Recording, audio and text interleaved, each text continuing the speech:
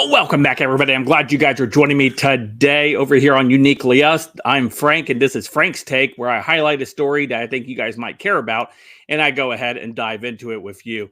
And this is what we're talking about today. Yesterday, many people over on Twitter, a lot of the former executives and even former intel agents who played a dual role within the intel agencies and Twitter were put and paneled in front of Congress yesterday and made to answer questions that they were not too comfortable answering, and they were squirming in their seats. And one of the highlights and one of the standouts was Byron Donalds out of Florida, who represents the Naples area, and of course grilling Jim Baker, who was a former, I believe it was FBI high-ranking official, who then worked for Twitter and helped silence and suppress the Hunter Biden story during the election of 2020. Obviously, a very good in-kind contribution to the campaign of Joe Biden, which would be against FEC election laws of how you contribute in-kind donations to a candidate or campaign. And again, Twitter would have been found guilty of this. And Byron Donalds goes right at him. It's a fantastic way of how you take these individuals out. And I know a lot of people are saying, well, this is just a pony show or whatever. Well, it accomplished one or two things. Again, I've stated this on my other channel before.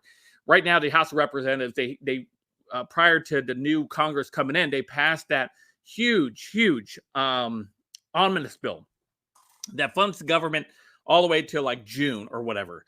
And so right now, there is no mechanisms within the House of Representatives that they can really hold many people accountable outside of hearings and trying to impeach anybody at the moment. Anything they pass or anything like that will not go anywhere in the Senate.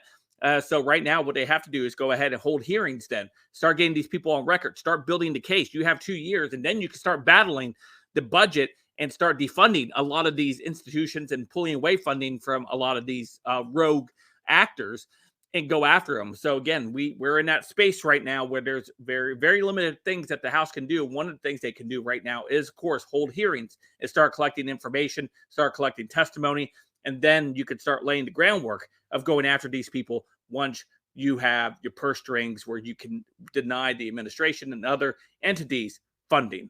So let's go ahead and dive into this story over here on Twitter. But before we do, don't forget to hit that like button, subscribe button. If you're new here, thank you for joining me. Allow me to share some info with you. Hopefully, you can share it with your friends and family.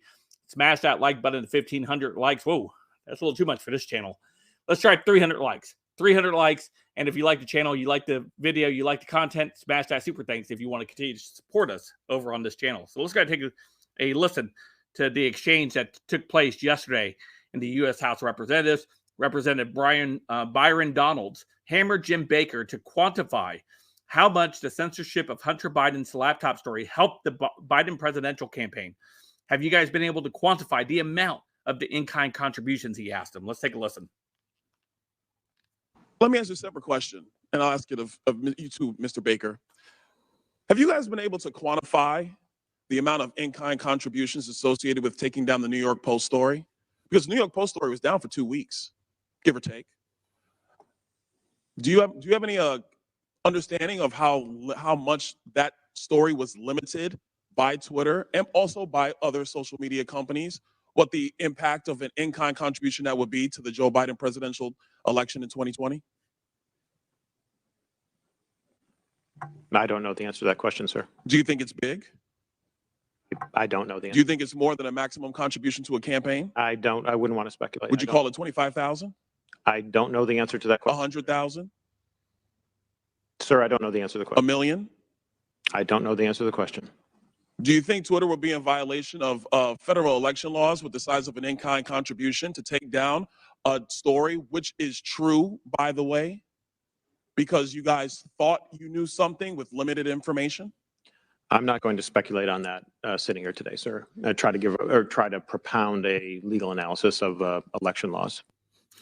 I like the lady in the background. She was shaking her head because she knew that dude was lying. She knew that guy was lying through his teeth. They know it helped them tremendously down the stretch of the campaign in 2020, where it was going to have an impact on that 2020 presidential election. They understood what they were doing was going to hinder and or of course ensure that certain voting section would continue to vote for Joe Biden over President Trump because of that story being suppressed by Twitter, the social media companies, and even the mainstream media, because they knew it was so damaging to them, so much more damaging than any other thing that was happening at the time, that it would have tipped the scales big time in the other direction.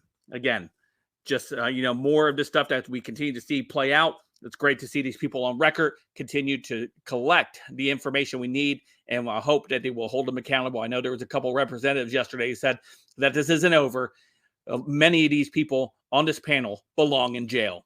Anyway, let me know what you guys think in the comments down below. Of course, you guys can follow me in all my social media, including Odysee, Gab, and Twitter, all linked in the description down below. Don't forget to hit that like button, subscribe button, and of course, I'll see you guys a little bit later. Have a great day.